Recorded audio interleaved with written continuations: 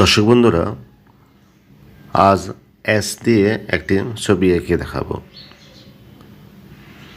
ইউটিউবে, ফেসবুকে, পেজে বা ওয়ালে এরকম অনেক ভিডিও পাবেন। বিভিন্ন বর্ণ দিয়ে বিভিন্ন ধরনের ছবি আঁকা হয়। সেরকম একটা ছবি আঁকার চেষ্টা করছি। এস দিয়ে একটি পাখি। এখন রং করব। আমি রংটা অনেকটা টিয়া পাখির মতো করে করব, মানে সবুজ রং দেব।